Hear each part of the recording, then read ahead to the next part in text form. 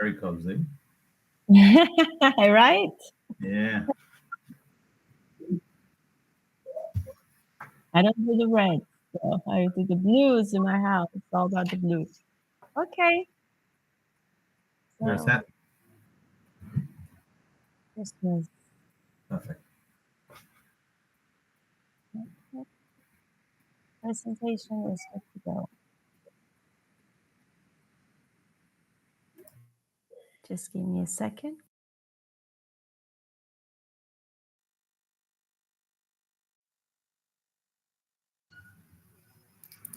Okay, hi ma'am. Hello sir. So shall we start the session? We're ready. Yeah, okay, perfect. So good morning, Miss Nancy Reeves and Mr. Alfred Avilan, and good morning to the participants who are watching this live session. So, ladies and gentlemen, and esteemed guests, and my dear friends, it's such a pleasure to see all of you here today.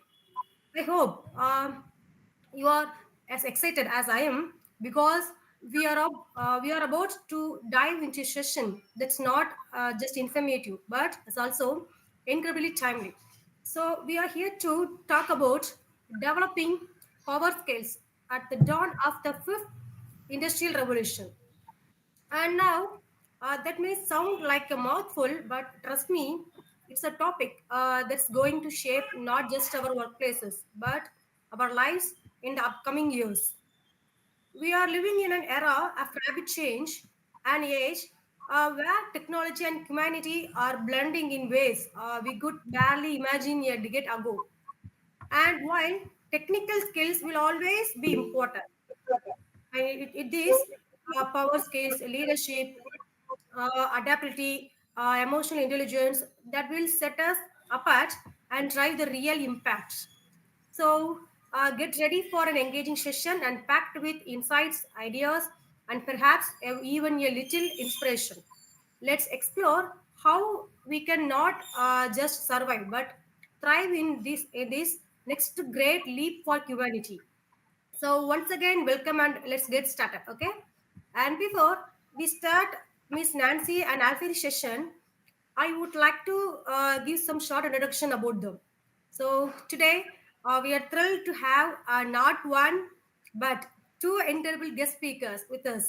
So each bringing a wealth of experience and knowledge to our session. So first up, let me introduce Miss Nancy, a truly accomplished educator and researcher whose journey spans across countries, disciplines, and academic levels. With an impressive array of degrees, including a Bachelor of Arts in Literature and Philosophy, two master degrees in Spanish and English, and doctoral studies in research and curriculum, she is a force to be reckoned within education, and she taught everything from literature to technology and research, and her passion for learning has taken her to lecture halls across the US and Scotland, South America, and Central America. So, Miss Nancy's work in curriculum design, special education, and her deep interest in artificial intelligence make her a guiding light in modern pedagogy.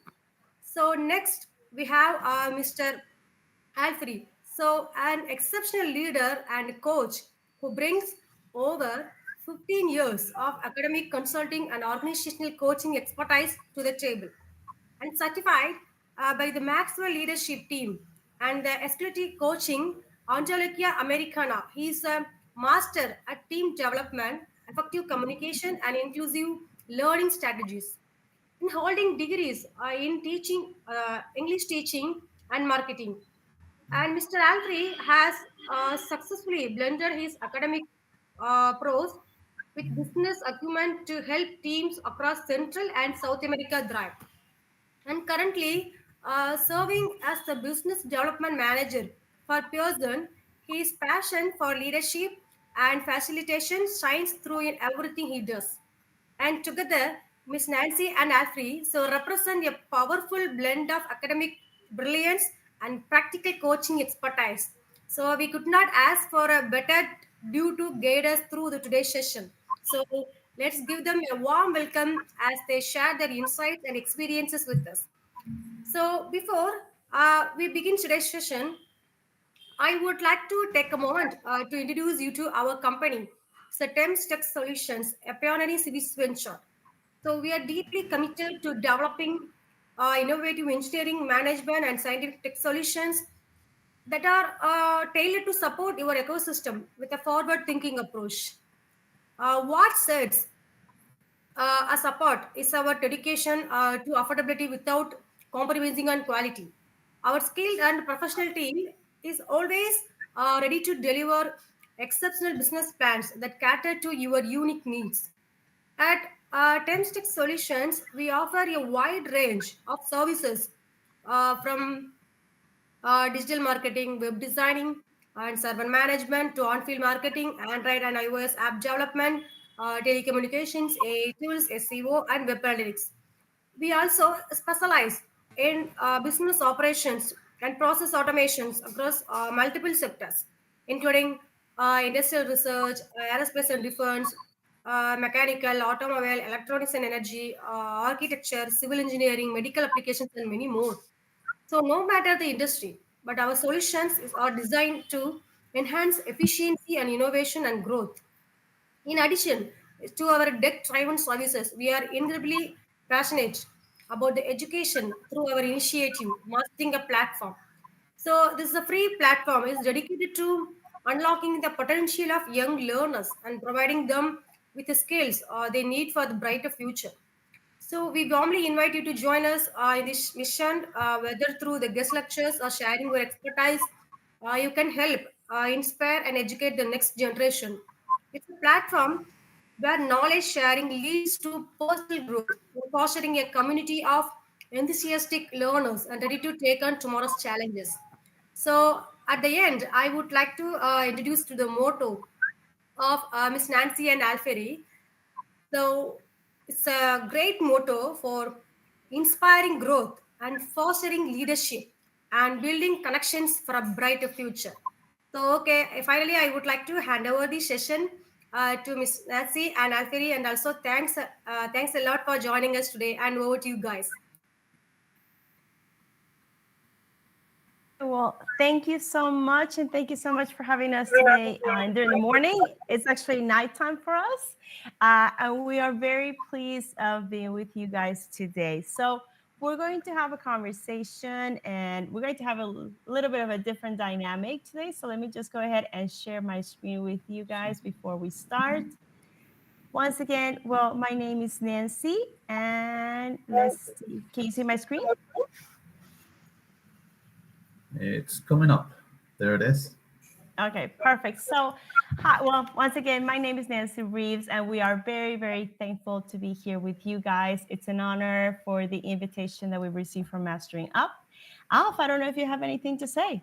Let's just say thanks and good morning to everyone. Thank you very much for the invitation. It's a honor. It's a pleasure to be here, and hoping that this session leaves you with some reflections and some actions to take on uh, in your near future.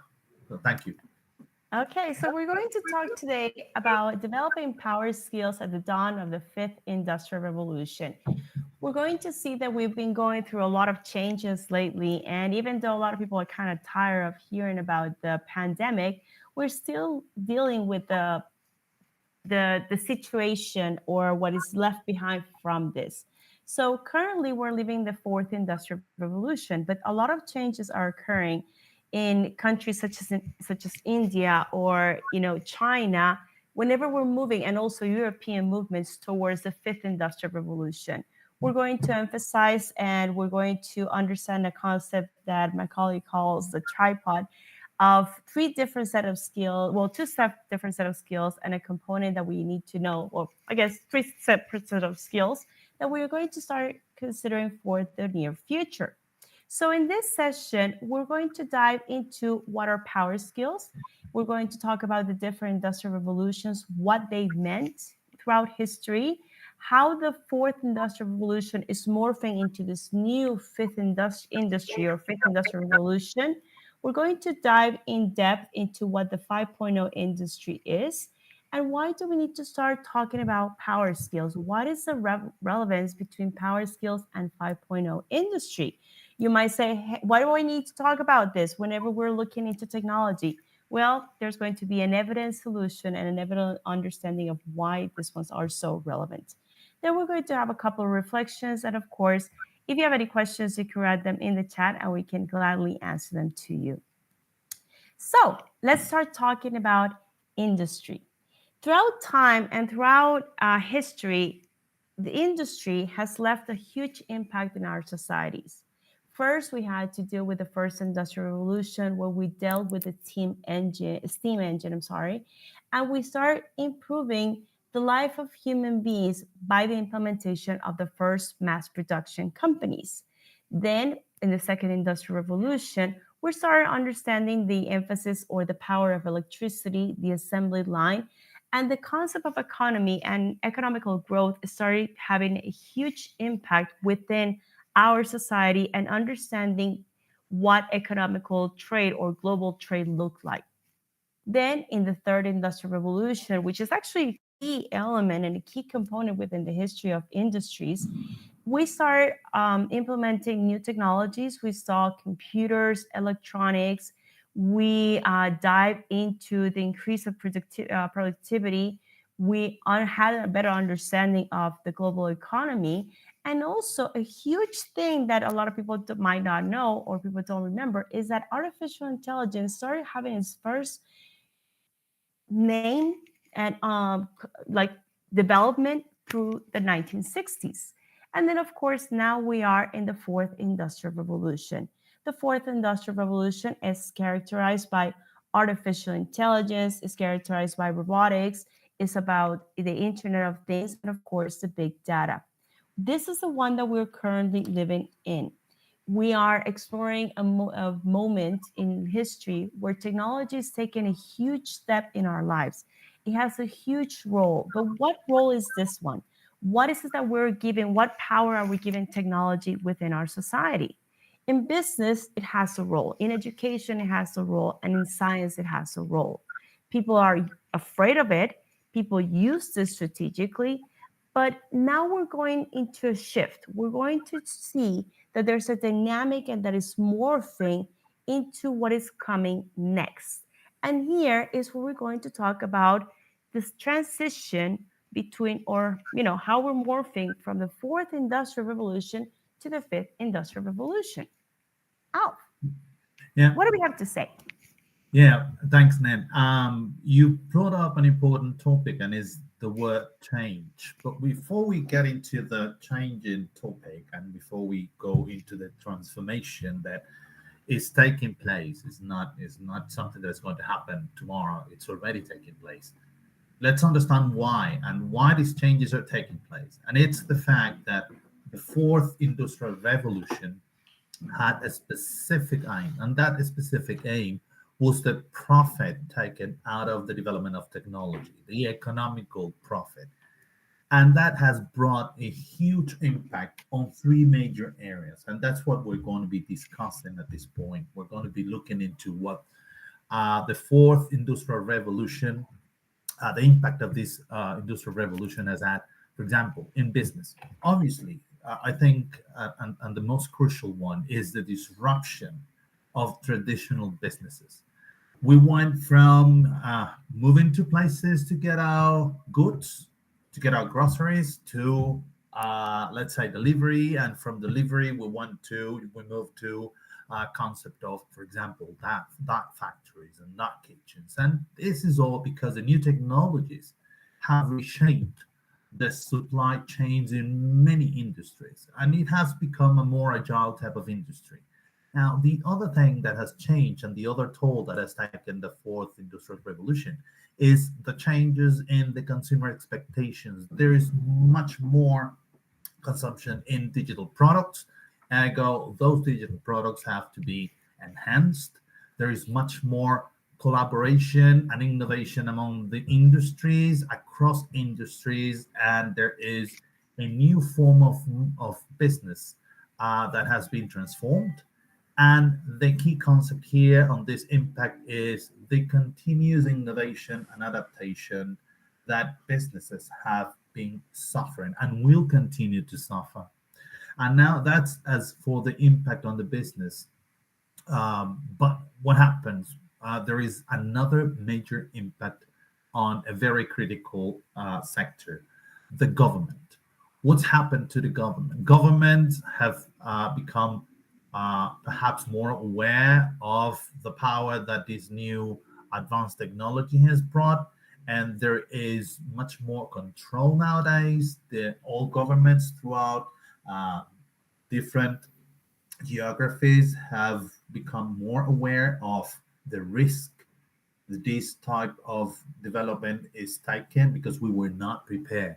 So different governments, different um, initiatives, private and public, have come together to create frameworks in the use of this new technology, the AI. As you well know, there's Nan, as for education, there Mhm. is for private sector, there is the use for this for not only for government education, also for business. So the control is the key word here. Yeah. Government must evolve in the use of dynamics in security dynamics. Yeah, and if I might add, is that the Right. government is part of the main stakeholders, and a lot of policies have been In many developed in industries. it within education as well, in the sense that now there is an AI curriculum in place, and I do understand in India, if I'm not mistaken, there's one already, but I know that UNESCO has been working on a specific curriculum for the implementation of artificial intelligence, and also right now I was just reading a second ago that China is now pushing for AI within all the school years within the different institutions. And we do need to highlight, and I love the fact that Alf is highlighting the government role, because every change, every single movement within any of the industrial revolutions have had an impact within the stakeholders and have, of course, dealt with the government impact and the citizen impact within the changes. So, sorry, continue. No, it's thank you. There is also another idea here in terms of the impact of the fourth industrial revolution, and the key component here would be people. How has the fourth industrial revolution created an impact on people? Two important things: work-life balance. We used to go to an office, we used to attend I don't know, universities, and we used to move around. Now we're locked, not locked down, but we have the opportunity because of the lockdown to stay at home and do things from home. That has created an unreal uh, crazy unbalance among the time that we spend in front of computers, in front of screens. We're facing day to day more time investing in screens and technology than we do with people. So relationships have taken a toll. There is a huge ethical concern about the use of, or the invasion of privacy in the use of technology, and there is a unique term here that is the risk of losing human qualities.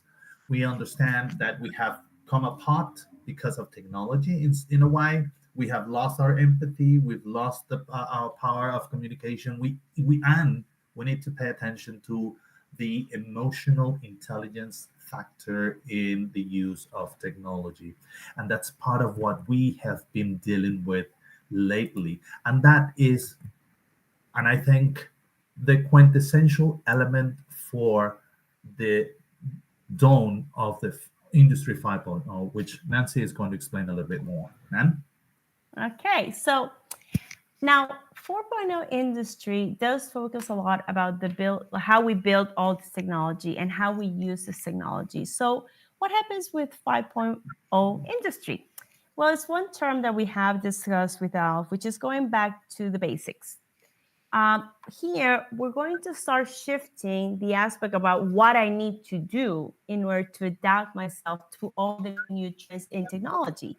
Here, the real focus is how can technology help me as a worker? How can technology help me as a human being in order to survive all the changes that we're seeing within industry? So, There's going to be three main pillars in 5.0 industry. It's going to be human centered, resilience, and sustainability. But once again, one of the main driven questions is going to be what can technology do for us? How can we use it to make it better? How can we use it to create a more resilient environment within the workforce?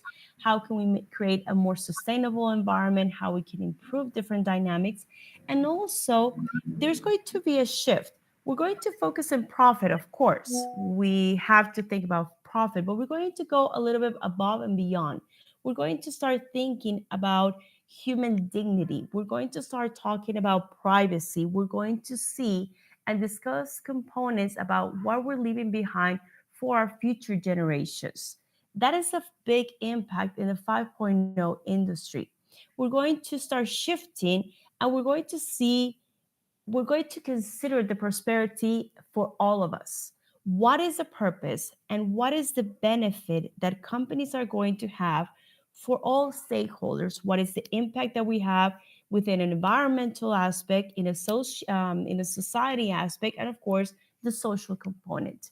So, here, technology is going to adapt itself to the needs of the worker, is going to adapt itself to us, to how it can make our lives better.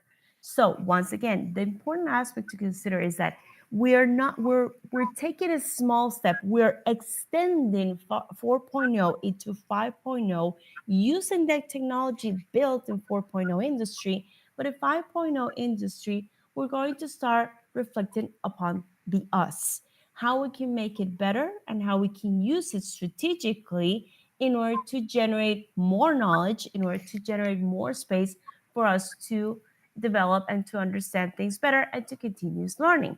So, human profit, human centric, sustainable, resilient are going to be the three main pillars. Human centric, of course, remember, is asking ourselves, what can technology do for us? Considering the fundamental rights of a human being: privacy, autonomy, and human dignity. In the sustainable component, we're going to see how we can consider or reduce the environmental impact that we have had in our societies. We're going to be working with reuse, repurpose, recycle, and resilient is how we can develop a higher degree or robustness within the industry. But resilience is going to be not necessarily about um, understanding how we can make a better company or something, but it's really how can we act upon situations such as COVID. What happened with COVID? A lot of companies were not prepared for this. Like Alf mentioned at the beginning, they were not necessarily understanding what to do. So here, resilience is going to be how we can become flexible as companies to better prepare and to satisfy the human need. So notice once again, we're going back to what Alfieri mentioned about the human. The human is at the center of this 5.0 industry.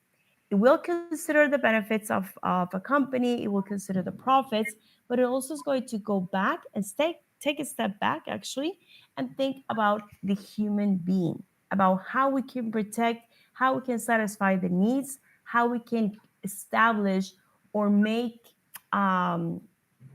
guarantee, that will be the word, guarantee a better future for our kids. So let's see what's Yes. going on in India.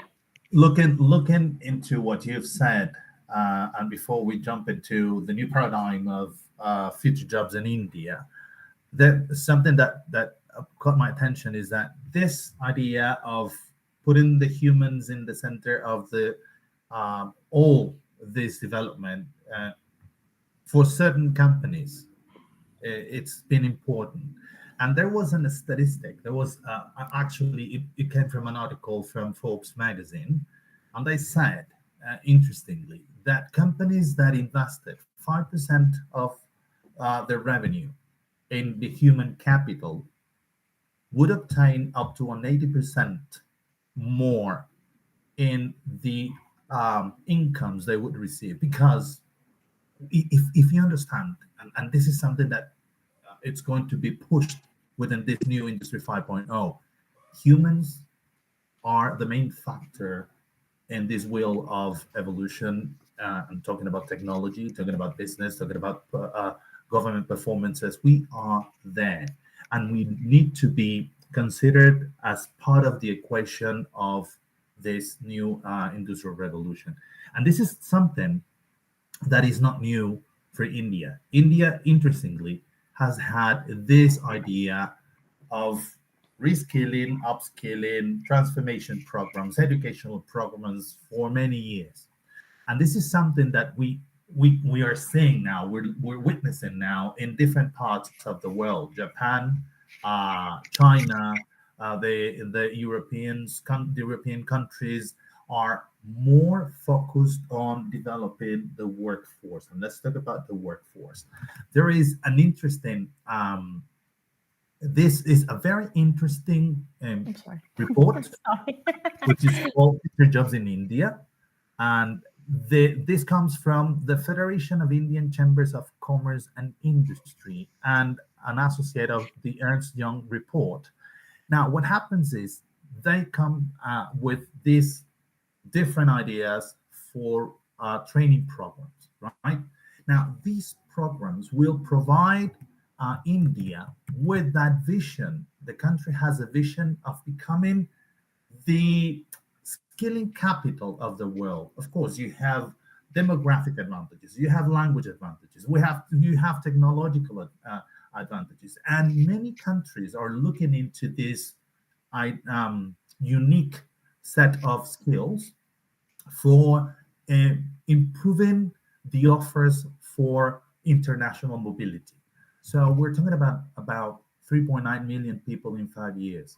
So keeping the center or keeping the eye on reskilling, upskilling programs, especially now for the power skills, and we'll be talking about that in a minute. Nan?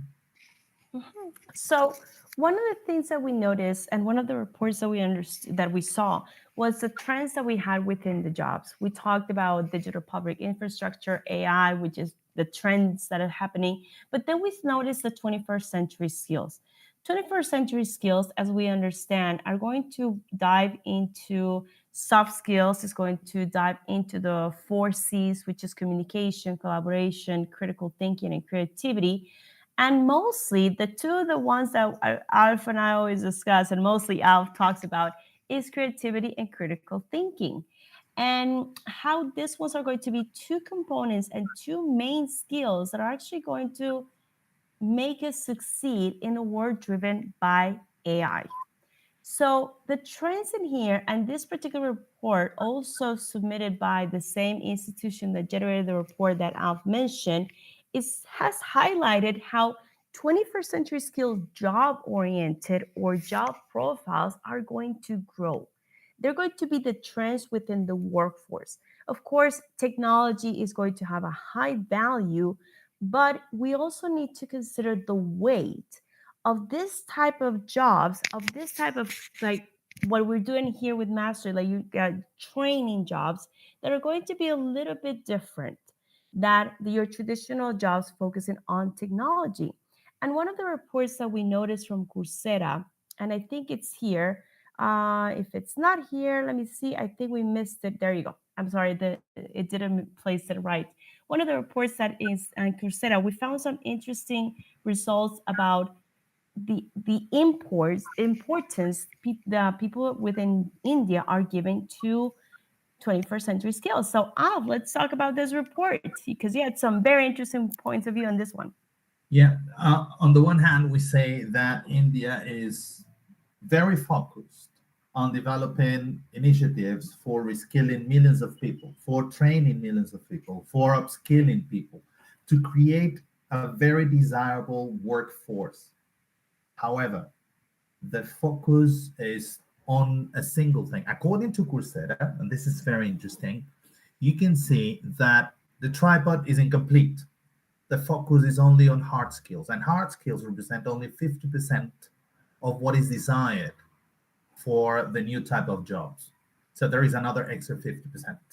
So if you look at the list of the top skills that people are looking into enrolling courses in Coursera, you can see that is all technology.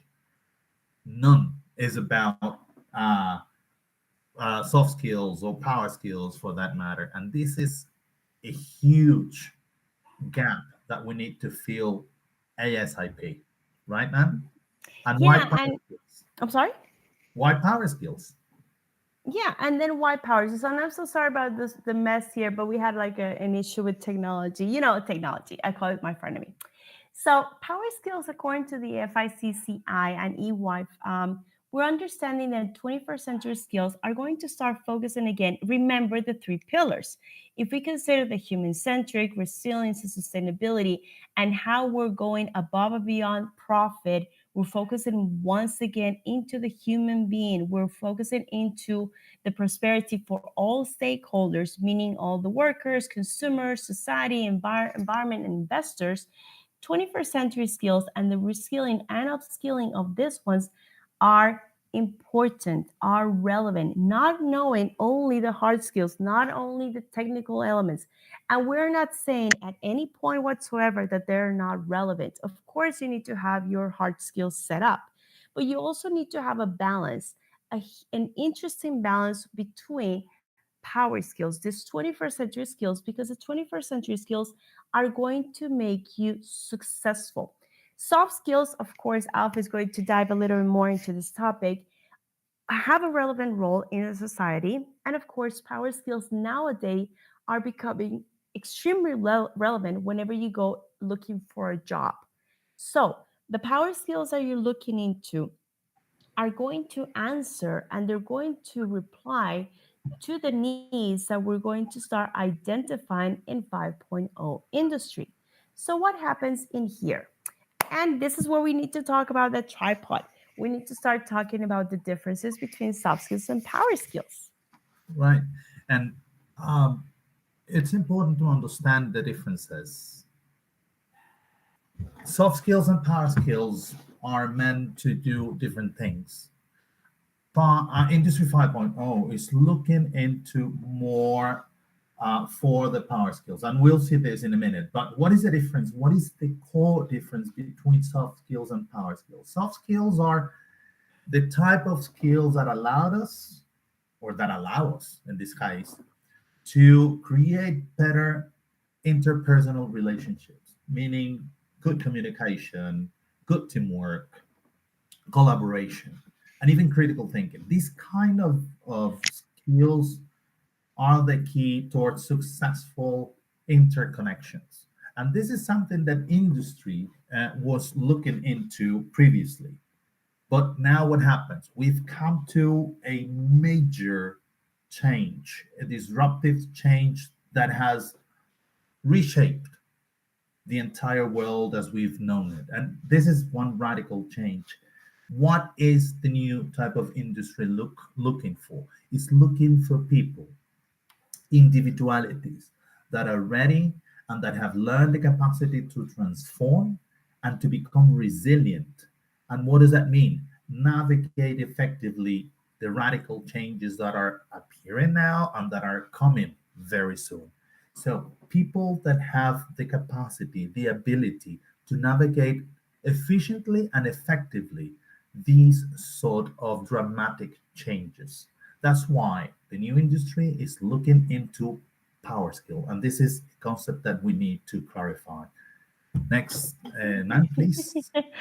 Yes. So, in here, we're going to start talking or considering the fact that we do not only need hard skills, we don't only need soft skills to be successful and to interact with other human beings within our close environment or our work environment, but we also need to have a set of power skills which are going to allow us to become more adaptable, more resilient. We're going to be continuous working on our learning process, and of course, developing critical thinking skills. So, Alf and I had a long discussion based on the data that we read from India, based on reports that we read from different. I don't know how many reports we read. Alf read more than I do, I think. Uh, and here we start to filter which ones were the most comprehensive skills Right. that were going to be part of those three pillars. But there is an expression that you use, Alf, about not written in what in stone. What Oh, was it? that nothing, not everything is written on stones here. And it means that Mhm. things can change, but this is, let's say, a first approach into creating, and we talked about frameworks before, Mhm. creating a comprehensible framework in the use or the development of specific power skills according to the three pillars of Industry 5.0. Right, Nan? Yeah, so considering the three pillars, which is human centric, sustainability, and resilience, we filter and we look into five particular skills. Some of them are going to repeat themselves, but because of time, we're going to try to focus into some particular ones. However, we're going to name you the five that we consider were more interesting. So, first, the first pillar, of course, human centric. In human centric, we have ethics, emotional intelligence, empathy, communication, and adaptability. Once again, understanding that human centric is going to answer towards human dignity, privacy or privacy, and autonomy, we have understood or we have highlighted between, well, we have highlighted two: ethics and emotional intelligence. However, there's going to be a lot of skills that can be embedded in this section. But ethics, why? Because we need to be working in an environment where our values are going to correspond to the values of the company, where our dignity as human beings is not going to feel attacked or altered, and where our right of privacy is going to be kept, or privacy depends. Some people say privacy, some people say privacy. um, so the ethical component is something non-negotiable. Your values are non-negotiable. They have no cost, they have no price.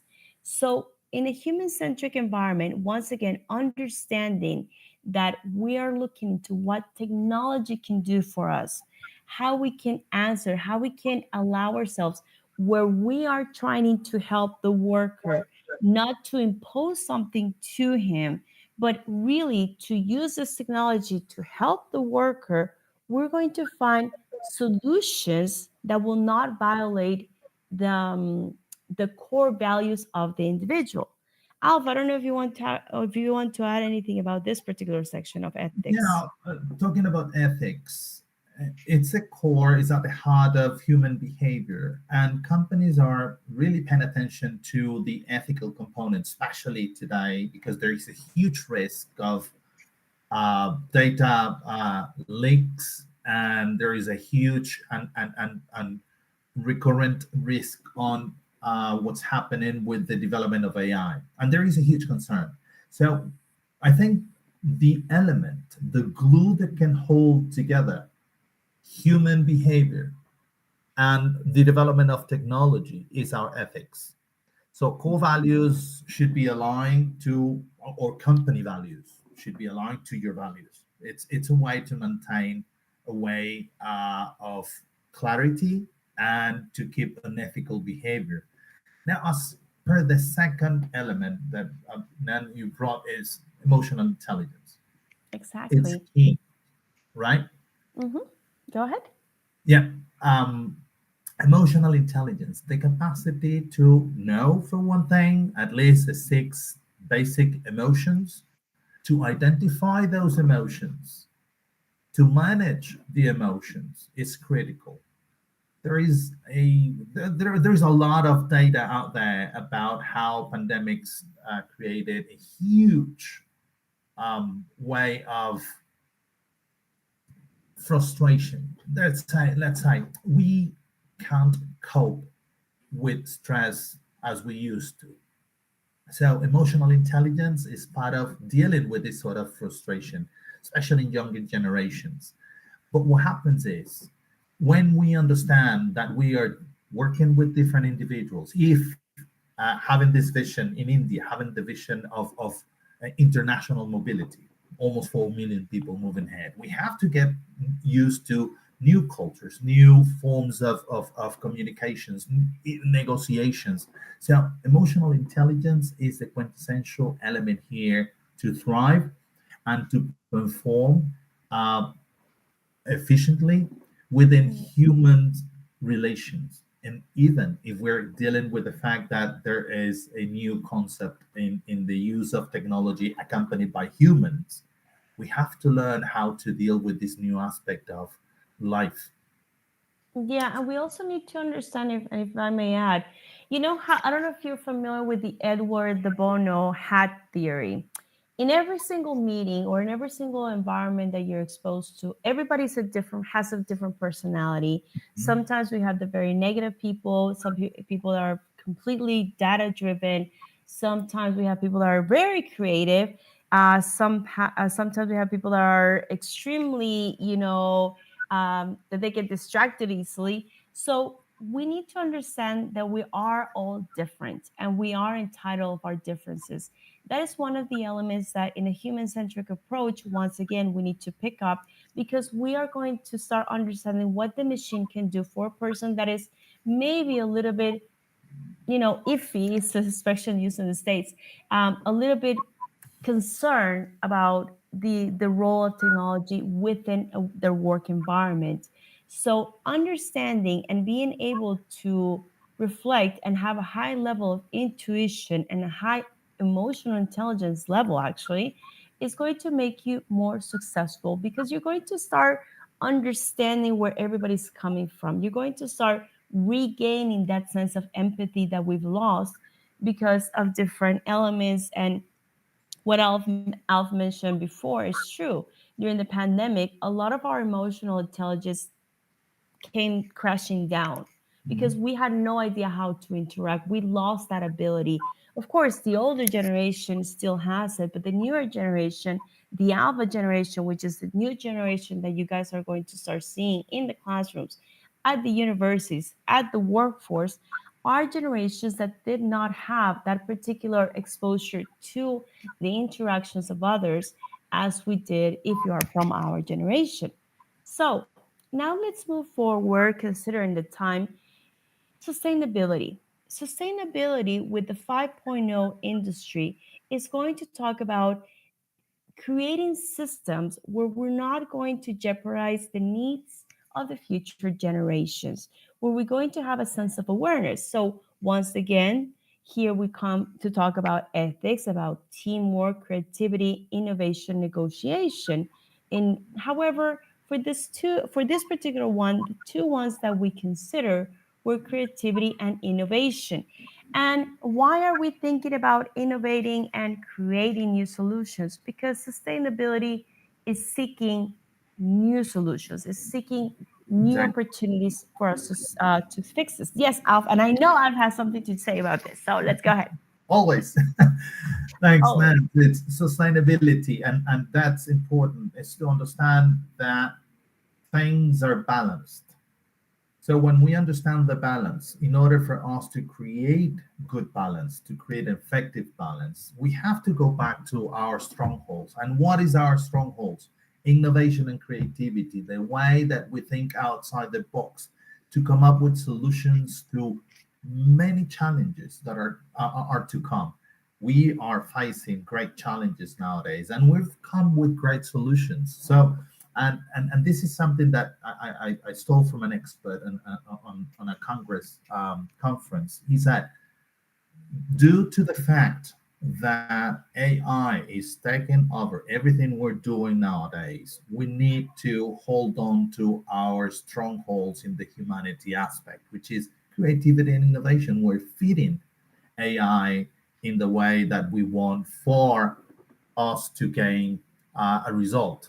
So it's important to understand that for us to manage the balance between technology and humanity, we still have to go back to basics, as Nancy said, and develop our creativity and work on our innovation. And that doesn't mean that we have to come with specific breakthroughs for everything, right, man?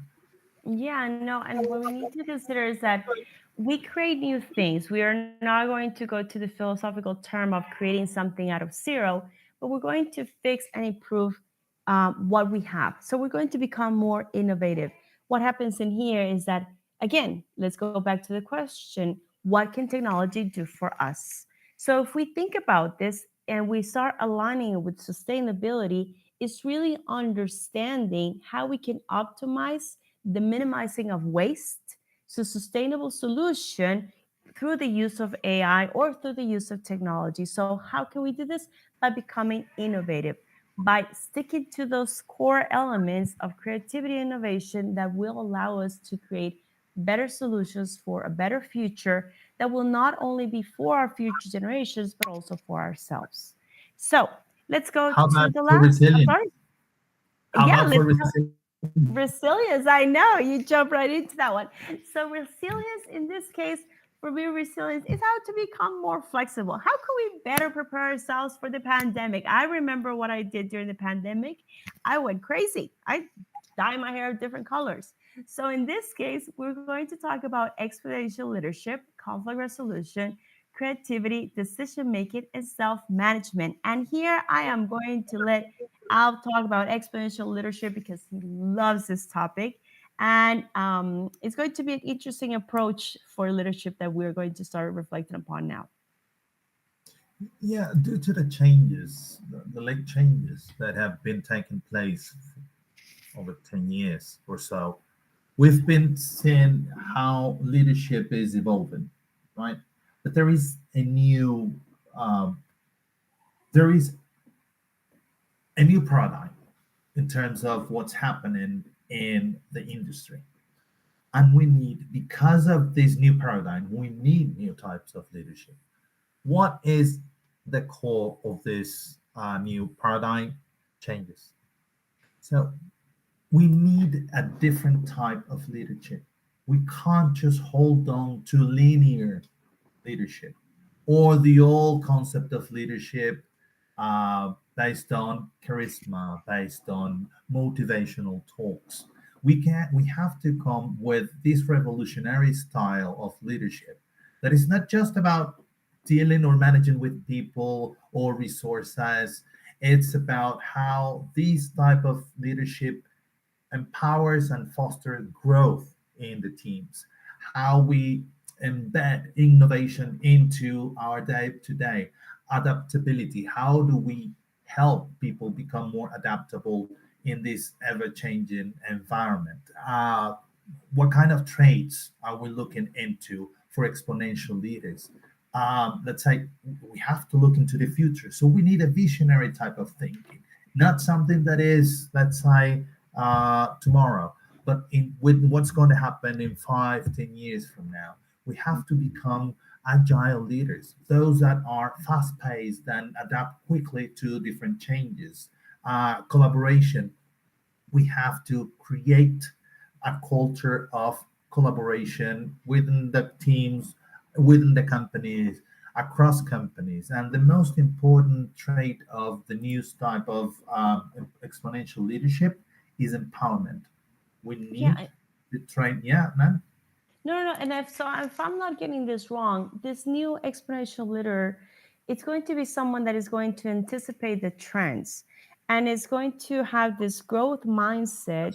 Absolutely. He's going to be able to empower the teams and he's going to build this momentum. So if I'm not getting it wrong, he's going to be this visionary thinker that if we go back to the definition of resilience within the 5.0 industry, Mhm. is going to be that person that we can foresee or can prepare itself in a faster way or in a better way for situations that we might not necessarily be prepared for. Is that correct? Absolutely. You just hit the nail. It's exactly that. We have to think about the unthinkable and be ready for the unknown. And this is what the evidence is there. We didn't expect this rapid change with the introduction of AI. We weren't ready. We weren't ready for pandemics. We were living a very slow motion type of process until pandemics came and all hell broke loose. So we need to be ready for the unthinkable and we need to be ready. And we have to empower people for that. We have to empower our teams for that. Another aspect that we need to deal with because of these rapid changes, because of the transformation that we're going through, is conflict resolution. That is another aspect that we discussed could be absolutely crucial for this resilient pillar for Industry 5.0 because all changes cause conflict. Mhm. So we need to be prepared for conflict, dealing with conflict. Our emotional intelligence at the heart of resolution can provide us with great experiences, with great integration of relationships, and a stronger um, individualities. Because Yeah, when, and uh-huh, mhm. No, no, yes, no, yes, no. Whenever we also have a resilient strategy, we understand that there's a conflict resolution embedded in it. So absolutely. we have to see that we have to balance things, and we need to again be prepared for what is coming. And change, like Alf has mentioned, is something that is stressful. It's something that creates chaos.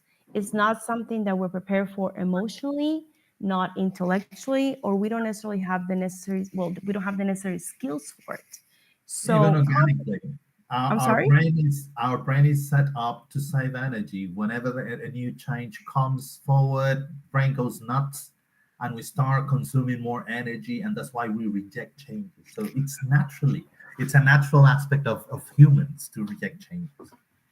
Exactly. So now that we understand the pillars and we understand that there's some specific power skills embedded in it, we also need to start thinking about the power skills within the workforce development. So, Alf, what do we have to say about this one? I think there are four important things, or three important things in the industry or in businesses that we can take. And we can talk from experience because we work for Pearson, and in Pearson, we have continuous learning programs of all sorts. We have a hub in which we have specific trainings, and you can even find categories and look for the type of courses that you wish to develop, and all sort of courses. I'm not talking about specific technical courses. That's one thing, continuous learning programs. The second idea has to do with creating coaching programs, mentoring programs, peer to peer programs. And these are programs that need to have two important things: measurement, for one thing, the idea of creating tools to measure the impact of these programs, and proper feedback, then assessment, and then the real world application. Coaching programs should not be stay just in the coaching sessions or the development of the teams. It needs a follow-up. It needs to have results, tangible results that you can, as a company, as a leader, as a manager, say, okay, we need to move on to these changes and the continuous process. And another important element that's taking place and should be taking place in all companies, especially if you're working for creation of products and services to be sold, which is mainly the heart of many companies. Cross-functional collaboration. We need to understand the necessities of the people in the market. 100% of your clients are humans, so you need to understand this fact. Think about the necessities of those clients, and after that, create your solutions. But that won't happen if you don't work as a team. And when I mean a team, all sort of areas should come together, understanding these necessities, understanding the values, the vision, and the purpose of the company. So cross-functional collaboration is key for the new 5.0 industry to survive. Yeah, and this will have to go also in line with the human centric element, right? Because it's going to go into the ethics of things. It's going to be about understanding, and we are within a company, we need to follow our certain values. So, the future of the work industry, the way that it's panning out, or the way that it's being visualized, is that there's going to be a collaboration between humans and machines. Just think of yourselves as pilots. What a pilot does when they fly a plane, they have a work life balance, I guess you can say that, or relationship with the machine and the human.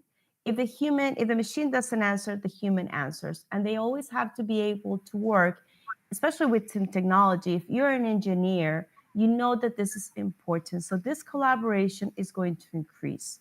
Also, you need to continue working on being flexible within the work arrangements of your employees.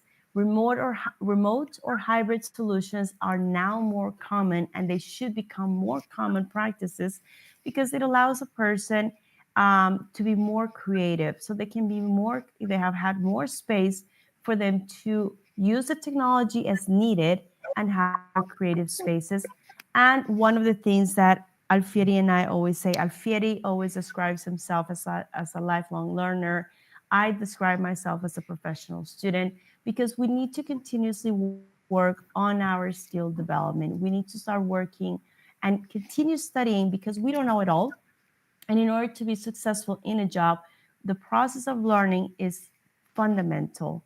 So, the key takeaways that we've learned throughout this session and building this session and actually reading about your market are four specific ones. So, Alf, I don't know if you want to start with one of them. To embrace change. Yeah. It's been there since the beginning of time. It's something that is not going away.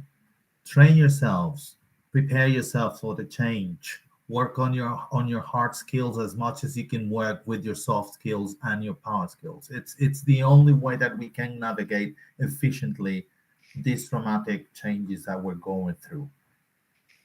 Exactly. Continue with the training, as Nancy said, right, Nan? The Yeah, training is no, important. it's important for us to keep on learning. There's going to be more changes coming. There's Absolutely. new technologies every day. So many resources out there, and if we do not know how to study them or how to adapt ourselves through a learning process or creating a plan of action or involving ourselves into a coaching system, then we're going to be lost, because some of us already graduated from uni, and we're not going back to get another degree, but we can actually start getting some courses to upskill ourselves, to upskill what we know in order to become more competitive between the job market. Yes, and that's crucial, and especially because of the vision that is proposed on jobs, the new trends in jobs in India report. So you're going to have a lot of opportunities because there are a lot of countries looking upon the workforce that is being developed. So take this as an opportunity to develop your training skills, your reskilling, your upskilling, assess what you are where you are at now, and think about what's going to happen in the next year. We don't Mhm. have to go that far. It's future is taking place rapidly. We need to keep up with the new trends, and we have to be prepared, and that's a key takeaway. Yeah, and balance the technology and humanity. And we all know that outsourcing is a common practice for workers in India. So, understanding the demand and understanding the needs, it's important for us to do this. So, one of the conclusions that we're having, and it's been a fantastic hour, um, is for us to really consider, and a couple of highlights from my perspectives is going back to basics, remember the three pillars, and really start understanding what technology can do for you. Think about what is it that you mentioned? The tripod. The tripod, the hard Mhm, skills, soft skills, and power skills. mhm. Focus on your personal transformation. Yeah. Think we need to go back. Thanks for that quote, Nancy. Basics. We have been at the heart of the entire four industrial revolutions. We are the co-creators of our future, our present and our future. But the future won't be as pretty if we're not ready. So that means that we need to start developing our skills. We need to think about how to balance more proficiently our develop our technological development and our human capacities. So I think that's a key element here to bring to the Yeah. conversation. And Yeah, and like I said, like we've been saying, the two of us, power, soft, and hard skills are going to lead not only to a professional but a personal transformation. Thank you so much on my behalf. I'm very thankful for the opportunity to be with you guys during this time. I don't know, Alf, if you want to add something. yes, a massive thanks to everyone who's been paying attention to this hour, and I hope this brings a little bit of enlightenment of what's coming next. So thank you very much. Yeah, thank you, Mastering Up. I don't know if you have any questions. And if you guys want to reach us, you can find us in LinkedIn under Mhm. Nancy Reeves and Alfieri Avilan. So let's stop here. I don't know if you have any questions. I'm going to stop sharing my screen. Yeah, yes, ma'am. First of all, thank you so much for this wonderful collaboration, both of you. So I have some questions here. So shall I ask the questions? Yes, please. By all means. Yeah, great. So in my first question, what are some examples of power skills that will be essential for navigating the changes brought by the fifth industrial revolution? Right. I think one of the most important things to understand, firstly, is that power skills have to do with individual. Hmm. For me, if you ask me, I'd say emotional intelligence. Yeah. It's the idea of understanding how emotions are there, will be there. We can't control emotions, but we can control our actions.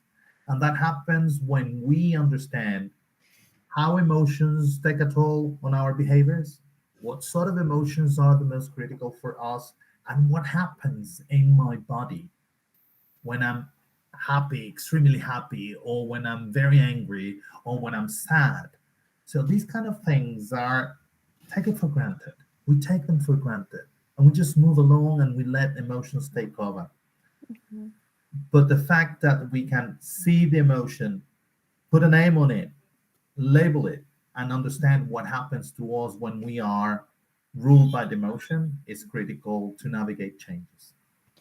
Yeah. Now, in my regard, the skills will be depend on your field of study. Every power skill is going to have a different weight according to your story. So, if, for instance, if you are a CEO, exponential leadership should be one of your top skill because it's going to be a different type of perception, how you deal your employees, how you start working with people, and of course it's going to be related to what Alf mentioned about emotional intelligence. So it will vary according to your profession, and I know that we have people from different science fields around here, so understanding that it's relevant to see how you can become more successful. Power skills, there's a list of power skills that you can look into. There's a number of resources out there. And I know there's some reports available for it. But yeah, one of the ones, if you're going to be a business owner, if you're going to go within that area, for me, that will be actually one of the biggest eye openers for me. And Alfieri was the one that did a lot of research on it, was exponential leadership. No. So it is an interesting approach for me. Of course, educational aspects of continuous learning is fundamental for all subjects, all fields of study. Okay, thank you, ma'am. How can we balance the rapid advancements in technology with the human skills needed to lead and innovate effectively? How can you balance it? Well, you need to understand that technology is a resource. First of all, like that's the basic. Whenever you understand that technology is a resource, you can have a positive balance with it.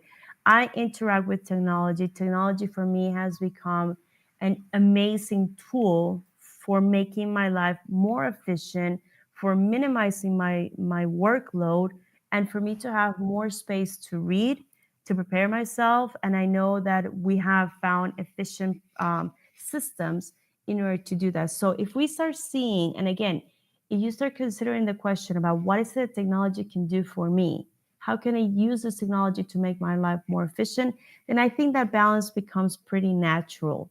If you become blindsided and you become obsessed with technology, that's a different story, because what you're doing is that you're allowing technology to substitute a lot of your input and a lot of of what you can do as a person. So I think if we rephrase the question, not about how I can adapt myself to technology, but how I can actually use this technology for myself and to make my life easier, I think it will be it will be better. I don't know, Alf.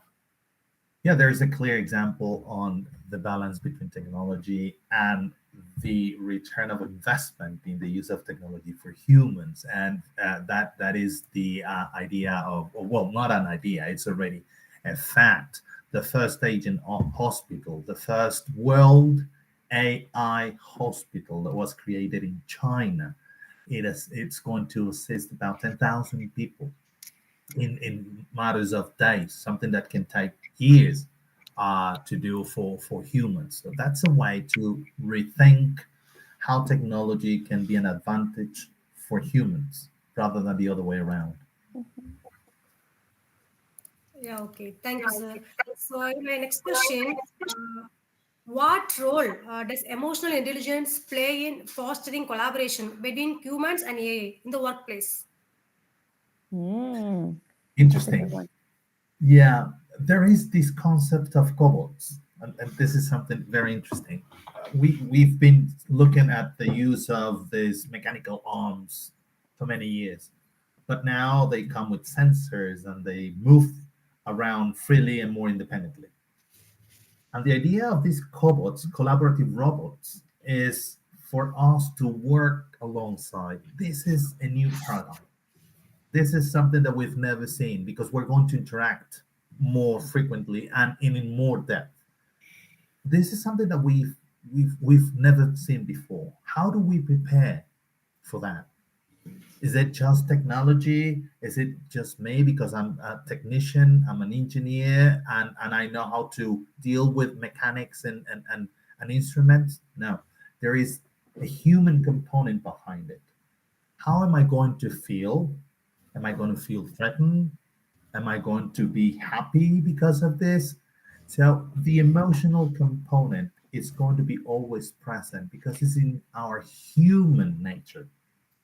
We naturally are going to relate our emotions to situations. Actually, there is a psychological concept very interesting that says that emotions are markers and they lend significance to our situations. So if we understand this, we can navigate way better or more naturally these radical situations and these radical changes that are going through. So I think we have to go back again to basics, understanding, knowing the emotions, understanding the toll they take in our humanity, and how we react upon those situations. Mhm. Yeah, and I think some people are terrified of artificial intelligence, and their reaction towards it is very negative. And whenever we're talking, for instance, educational systems, or whenever we're diving into different stakeholders, it's not a very positive reaction. Instead of really trying to understand, again, it's a tool. It's like a book. It's something that can make our lives better and make it more efficient. We have created systems of fear, and we block it, and we just want to deny the reality. And if you've been in different sessions about AI, you're going to see that people will always emphasize about how come AI, well, about the aspect that AI is here to stay and it's not moving, it's not going away. So we need to really embrace this scenario and really need to dive with the emotions as to be open minded about it.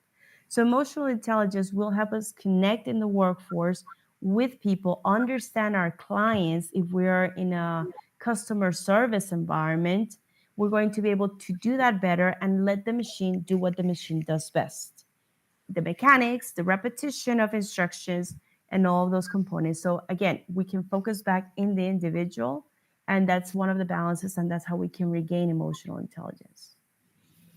Okay, thank you, ma'am. It's my last question. What strategies can individuals use to adapt their leadership and communication styles for a tech-driven and human-centered future? What strategies? Oof. Well, one of them is learning, continuous learning. I Okay. think I've always disagreed that if you learn how to be a leader, you stop being a leader. I think a leader is someone that is constantly learning, that is constantly polishing their skills and their understanding, because people change, things change. And a good leader is someone that admits the lack of knowledge into some areas is the one that surrounds itself with people that might know more than they do. And how I think that's, for me, that's one of the biggest issues, one of the biggest aspects of leadership, right? That in order for us to train better, or how can we become better, is to continuous learning. That's why I think one of the emphasis on the 5.0 industry is going to be regarding to that continuous improvement, that continuous learning approach, and within leadership, and to balance and highlighting this word. But I'm going to let Alf, because that's his subject area. I think for leadership, you need to keep on learning. A good leader is someone that I've noticed, and I've seen it in good leaders. Leaders that I respect are those that are always learning. They're always changing, and they're always willing to listen. But Al? Yeah, thanks, Nan. I agree with you 100%. And I would add also the fact that a good leader or good leadership is always open, open to understanding, open to listening, open to people. I think openness has to do with the fact that you're not in a position of command. You are in a position of helping, making things happen, of empowering people. And that's the right place for a leader to be. Leader takes care of people. A leader does not command actions. So that's I think one of the greatest strategies to be open. Mhm. Yeah, okay, great. So thank you, sir. Thank you, ma'am. So thanks for the useful answers. The answers are very useful. I hope the access and that the participants can understand about that. So finally, on behalf of all of us here, I would like to extend our heartfelt gratitude to Miss Nancy Reeves and Mr. Alfie Avilan. So for the inspiring and thought-provoking session today.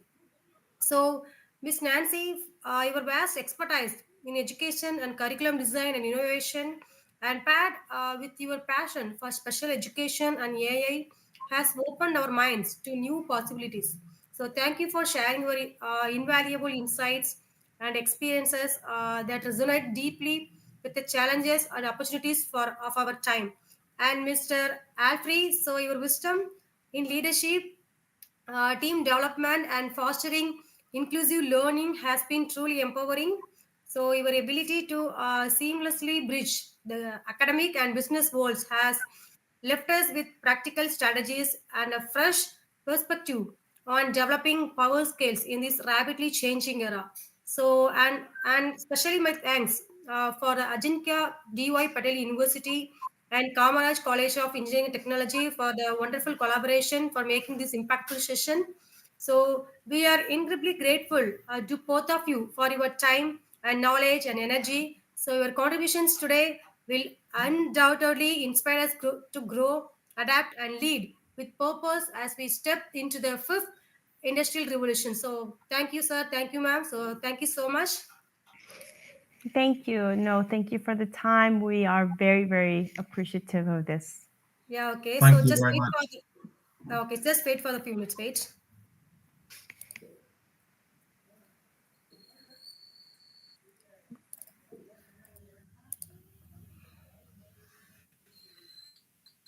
Ma'am, can you able to see the virtual memento? Yes, I'm here. So can you able to see the virtual memento? Oh, yes, I see that. Yeah, okay, just wait.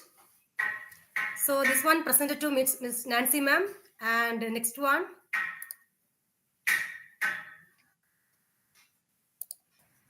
Oh, that's so cool.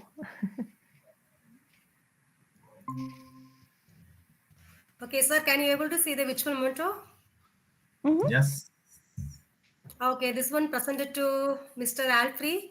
So on behalf of Mastering Up, we present this visual memento as a tribute to our guest speakers. It's a wonderful speakers, Miss Nancy Reeves and Mr. Alfred Aviland. So your insightful contributions have enriched our knowledge and inspired us profoundly. So this token of appreciation symbolizes our gratitude for your expertise and dedication. So Thank you for sharing your wisdom with us and shaping our understanding in profound ways. So, thank you, sir, and thank you, ma'am. No, Yeah, thank sure. you. Thank you very much for the invitation. I hope it's been useful to you. Thank you, sir. So, okay, shall I leave the session now? Yeah, sure. Yeah, definitely Yeah. we will meet in future collaborations, sir. It will be our pleasure. It was a Sure, sure. pleasure. Right? Yeah, thank you. Take care. Bye bye. Bye. Yeah.